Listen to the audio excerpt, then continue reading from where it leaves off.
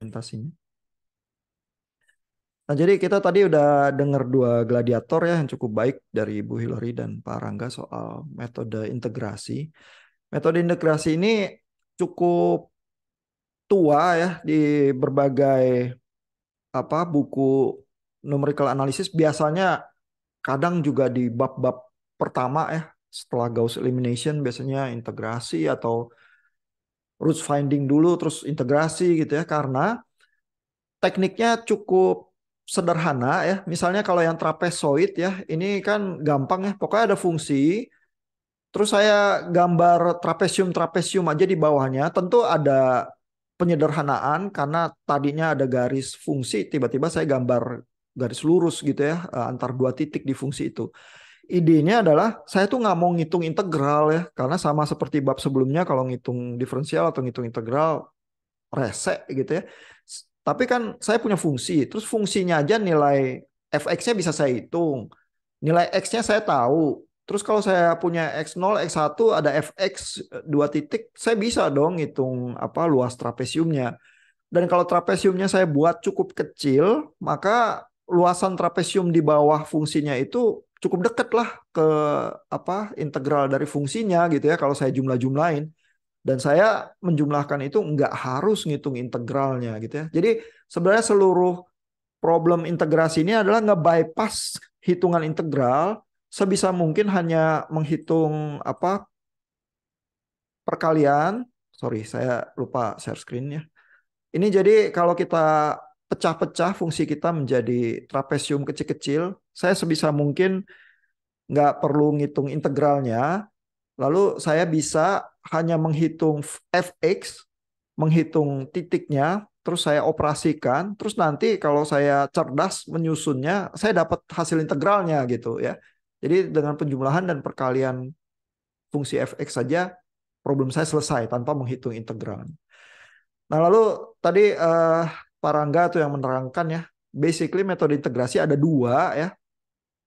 Q-Salas juga melakukan pembagian yang seperti itu. Kalau di buku-buku yang agak kuno, biasanya pembahasannya Newton codes-nya aja tuh, nggak sampai Gaussian kuadraturnya ya.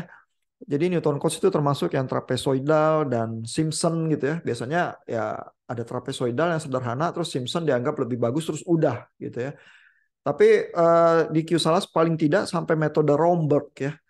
Nah yang Newton codes itu biasanya caranya adalah eh, di absisnya itu di sumbu X dibagi dengan interval yang sama besar ya. Jadi kalau titik data kita memang udah terukur dengan absis yang sama besar, enak pakai Newton codes ya.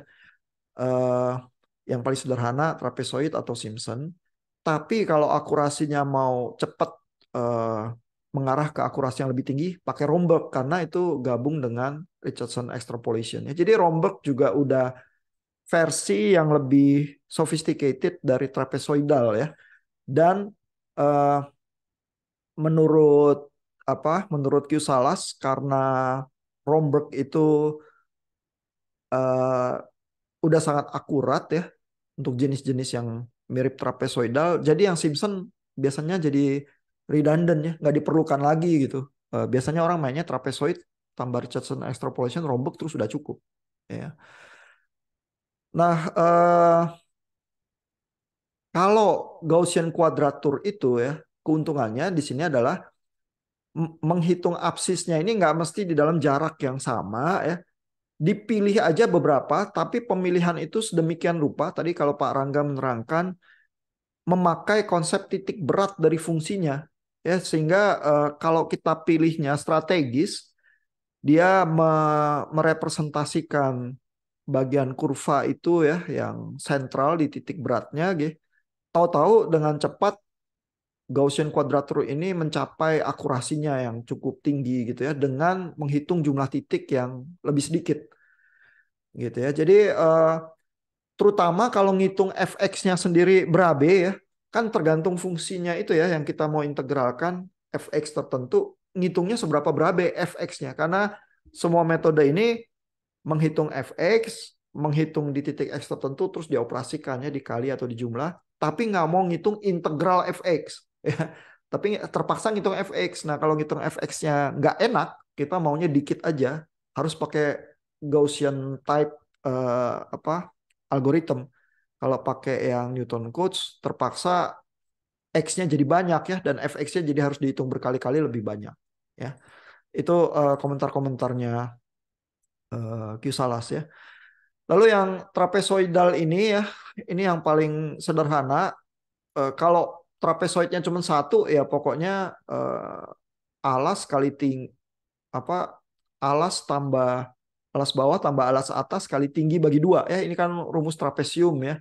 Lalu kalau composite trapesiumnya banyak terus trapesiumnya kecil, kalau kita jumlah-jumlahin nanti mendekati integralnya ya.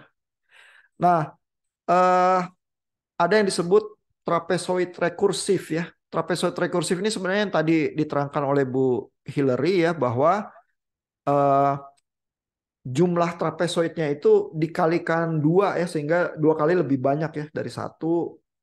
Kalau di iterasi berikutnya jadi dua, iterasi berikutnya jadi empat, terus iterasi berikutnya bagi dua lagi jadi delapan dan seterusnya gitu ya. Nah ini trapezoidal rekursif. Nah rhombek itu trapezoidal yang udah rekursif ini ya, satu panel, dua panel dan seterusnya, jumlahnya kali dua terus ya. Habis itu digabungkan dengan Richardson extrapolation ya.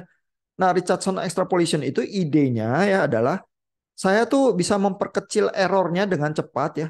Karena kalau kita bayangkan ya, ini ya, eh, apa metode trapezoid itu ya, itu kan sebenarnya errornya adalah bagian fungsi yang di atas trapezoidnya yang nggak masuk ya. Itu errornya memang kalau trapezoidnya makin banyak makin kecil, tapi kan tetap ada di bagian atas itu yang miss ya oleh trapezoidnya. Nah, angka yang di atas itu kalau dijumlahin bisa kita kurangi dengan lebih cepat ya pakai Richardson extrapolation itu. Ya, jadi yang dimanipulasi tuh errornya tuh supaya berkurangnya jauh lebih cepat gitu ya dengan setiap kali rekursi dengan setiap kali iterasi ya. Jadi ini di bagian rhombek integration ini ya. Caranya sebenarnya trapezoid yang rekursif itu lalu ini yang dipresentasikan Bu Hillary tadi ya, ditulis ke dalam bentuk tabel ini dihitung ya dari R11 karena rekursif bisa menghitung R21 terus dapat R22-nya ini. Dan R22 ini jauh lebih akurat ya daripada kalau cuma ngitung R11 aja. Terus habis itu direkursi lagi untuk menghitung R33 gitu ya dan seterusnya ya. Dan setiap kali kita rekursi ya eh, ke apa tingkat akurasinya itu tadinya H pangkat 6 pada rekursi berikutnya R44 jadi H pangkat 8 ya. Padahal H itu kan intervalnya itu angka yang kecil itu ya dipangkatin sangat tinggi ya. Dia makin kecil lagi gitu ya. Jadi dengan demikian akurasinya meningkat sangat cepat, errornya tuh turun dengan jauh lebih cepat ya. Pakai rekursif dengan Richardson extrapolation ini karena Richardson extrapolationnya dipakai untuk mengurangi errornya itu dengan lebih cepat gitu ya. Nah, jadi tanpa pakai Simpson ya, pakai trapezoid sama Richardson extrapolation biasanya kalau untuk yang jenis Newton Cotes sudah cukup bagus kata Q Salas ya. Simpson itu tekniknya agak beda ya. Jadi Simpson kalau sekedar tahu ya, yang dilakukan adalah berusaha membuat supaya nggak cuman apa trapesium biasa di bawah kurvanya, melainkan bisa ada fungsi kuadratis gitu ya. Kalau Simpson berarti saya tuh punya 3 titik, saya bisa bikin fungsi parabolik di bawah kurva yang kita mau integralkan itu. Kalau trapezoid kan cuman garis lurus, kalau Simpson bisa kuadratik gitu ya. Nah, tapi kalau kita bisa ngurangin errornya dengan cepat pakai Richardson extrapolation, jadi cenderung nggak diperlukan sih Simpson gitu ya. Jadi akhirnya yang apa dijagokan adalah pakai rhombek itu ya. Jadi pakai trapezoid. Nah, ini Simpson ya. Karena dia pakai parabola di atasnya. Terus hitungan fungsinya ini bukan FA tambah FB kali H/2 ya, melainkan ada 3 titik seperti ini ya, 3 koefisien ini. Perhitungan koefisiennya lebih banyak. Memang parabola mendekati fungsinya lebih bagus ya. Tapi kalau kita mau ngurangin error tuh dengan lebih cepat, lebih baik pakai rombak itu tadi ya, karena pakai Richardson extrapolation-nya gitu. Sehingga Simpson ini diterangkan sedikit, tapi Q Salas bilang ya nggak favorit lah, mendingan rombak gitu. Ya. Nah, lalu bagaimana si apa Gaussian quadrature itu ya diterangkannya ya. Nah, ini agak agak tricky juga nih. Ya, jadi Pak Rangga tadi sebenarnya cukup baik ya menerangkannya. Kalau di bukunya Q Salas ya, dia terangkan ya mirip lah sama yang dilakukan Pak Rangga, ya mungkin notasinya aja yang agak beda ya. Jadi Gaussian quadrature ini menghitung integral dengan estimasinya fx dx-nya dikalikan dengan fungsi weighting function ini wx ini ya. Dan wx ini bisa mengandung singularities asal bisa diintegrasikan katanya wx-nya ini gitu ya. Nah, jadi yang jadi contoh misalnya fungsi yang semacam ini ya, atau eh, kadang-kadang limitnya ini ya yang mendekati tak hingga ya, batasnya ada tak hingga gitu ya, sehingga pangkat minus tak hingga ini bisa ada problem tertentu ya. Tapi pakai Gaussian integration ini jadi bisa dihitung ya, karena Wx-nya ini boleh aja ada mengandung singularities asal tetap bisa diintegrasikan gitu ya, kata Q Salas. Nah, lalu yang dilakukan adalah milih nodes-nya itu ya, milih titik-titik di sumbu X-nya itu, absisnya itu, karena itu nggak seragam ya. Itu dipilih dengan cara tertentu ya, yang diturunkan tergantung dari Gaussian quadrature-nya itu jenisnya apa gitu ya. Nah, tapi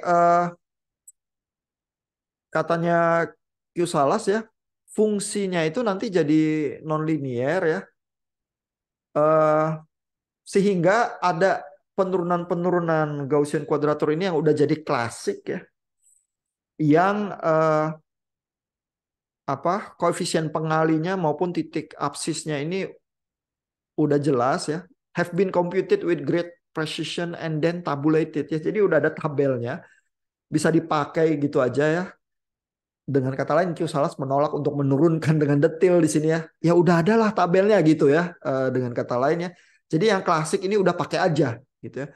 Kecuali mau menurunkan sendiri ya jenis Gaussian quadrature yang lain gitu ya, maka harus baca ini gitu ya, yang dikasih bintang ini. Tapi kalau nggak mau keluar dari yang klasik itu ya udah nggak usah baca, kata kata Kisalas gitu ya. Jadi dengan kata lain dia nyekip penjelasan yang terlampau rumit gitu ya. Nah, ini yang tadi diterangkan oleh Parangga, yang dipilih ini yang Legendre ya, tapi ada jenis-jenis lainnya ya dengan berbagai keuntungan kerugian lah ya, jenis-jenis tertentu. Lalu ada koefisien-koefisiennya itu ya. Dan kalau mau yang Gauss-Legendre ini ya, basically problemnya jadi sama ya. Saya nggak mau menghitung integralnya, saya mau menghitung penjumlahan dari koefisien AI dikali F fungsi, ini notasinya pakai xi i ya. Xi-nya itu titik tertentu yang saya pilih. Jadi absis saya begitu ya. Lalu saya punya tabel tertentu, ini tabel yang dipakai misalnya tabel 63 ini ya, yang untuk Gauss Legendre itu ya. Jadi ada AI-nya, ini ada pengalinya, lalu ini ada titik-titik CI-nya yang untuk dipilih ya. Eh, dan ada ordernya, bisa order satu, order 2, order 3 dan seterusnya begitu ya. Sehingga basically saya tinggal memasukkan ya, ini tadi di codingnya Parangga, angka-angka yang udah di tabel ini dimasukkan begitu aja ke dalam codingan Python-nya ya, terus dipakai untuk operasi matematikanya ya, menghasilkan pendekatan Gauss-Legendre ini gitu ya. Terus ini ada Gauss-Chebyshev, Gauss Laguerre dan sebagainya dengan tabel-tabel yang berbeda yang bisa dipakai begitu ya. Lalu di sini juga ada beberapa contoh nih ya. Misalnya example 69, eh, hitung integral ini ya dari 0 sampai 0,5 ya, eh, dengan Gauss-Legendre ya. Jadi ini apa, Q Salas men-split integralnya ini menjadi dua bagian, diintegral dulu 0 sampai 1, terus dikurangi 0,5 sampai 1 ya, sehingga batasnya dari 0 sampai 0,5 gitu ya. Lalu dipecahkan, di tabelnya dihitung perkaliannya ya, sehingga mendapatkan apa fungsi ininya cos pi epsilon x-nya ini untuk integral yang pertama yang 0 sampai 1 ini ya. Lalu habis itu dihitung lagi pakai apa bobot-bobot yang AI dan XI yang di tabel 63 itu dipakai menghitung lagi sehingga dapat setelah dijumlahkan 0,269 sekian itu ya. Dan 0,269 sekian itu eh, ini ya nanti bisa dipakai ini 0,269 ini untuk menghitung integralnya ini ya. Eh, sehingga yang dari 0 sampai 0,5 adalah yang tadi yang di depan dikurangi dengan yang 0,5 sampai 1 ini mendapatkan angka ini, dan angka ini itu punya akurasi sampai 6 angka di belakang koma. Ya jadi ini dan kata lain Q Salas mau pamer ya eh, Gauss Legendre ini dengan menghitung beberapa langkah dengan tabel yang sederhana bisa sampai akurasi 6 angka di belakang koma. Yang nggak terbayangkan ya kalau pakai apa trapezoid gitu ya. Trapezoidnya nanti titiknya harus banyak ya karena trapezoidnya harus kecil, atau kalau pakai Romberg integration berarti harus ngitung Richardson extrapolationnya lagi ya secara rekursif ya. Jadi ongkos komputasinya lebih banyak. Kalau pakai Gauss Legendre ongkos komputasinya lebih sedikit. Cuman triknya adalah milih titiknya baik-baik, milih bobotnya yang udah ditabelkan itu ya dan dipakai di dalam perhitungan dan bisa dapat akurasi yang cukup dekat ya. Jadi Gauss Legendre itu canggih dari sisi akurasi karena dengan komputasi yang kecil mendapatkan akurasi yang bisa sampai 6 angka di belakang koma. Ya. Nah, mungkin begitu ya tentang metode integrasi. Kebetulan untuk problemnya Bapak Ibu yang life hack problem mungkin nggak terlalu relevan ya integrasi, kecuali mungkin yang kalau mau ngitung populasi ya tapi ada angka apa growth rate-nya. Kalau growth rate itu kan diferensiasi dari angka populasinya ya, sehingga kalau dari growth rate kalau mau tahu populasinya kapan ya diintegralkan gitu ya. eh, tapi mungkin bukan itu pertanyaannya yang ingin dijawab ya, jadi belum tentu apa metode integrasi ini berguna sih buat project yang Bapak Ibu udah pilih ya. Tapi eh, tetap ada gunanya kalau kita tahu metode tertentu, karena lain hari nanti kita punya problem yang lain terus tahu-tahu kita butuh integrasi ya, sehingga bisa diingat lagi chapter yang ini terus dipakai metode yang dianggap tepat ya. Jadi kalau kurvanya cenderung jinak, nggak punya singularities, terus nggak terlalu parah ngitung fx-nya ya, ya pakai yang sederhana aja, pakai Romberg udah selesai juga dengan cepat ya. Tadi codingnya Bu Hillary juga ngitungnya cuma beberapa iterasi itu sudah dapet kok, nggak parah ya. Kecuali fx-nya luar biasa rumit, terus kalau harus ngitung fx-nya itu makan komputasi berat, nah pakai Gauss Legendre ya karena dia lebih canggih, ngitung titiknya dikit, terus akurasinya tinggi banget gitu ya. Tapi kalau dari awal mau pakai yang pokoknya saya pakai yang canggih aja setiap kali gitu ya boleh aja juga sih, nggak ada larangan. Nah sampai sini aja untuk malam ini. Ada pertanyaan Bapak Ibu? Ada komentar?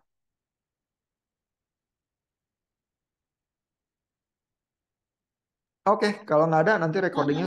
Ya, Iya saya silakan Bu. iseng aja. Oh ya Iya, ampun masih recording ya? nggak apa-apa, Jangan-jangan. nggak apa-apa. Tanya aja. Nggak related sama Anum, Pak. Oh nggak related sama Anum. Oke, kalau gitu kita sampai di sini recordingnya ya.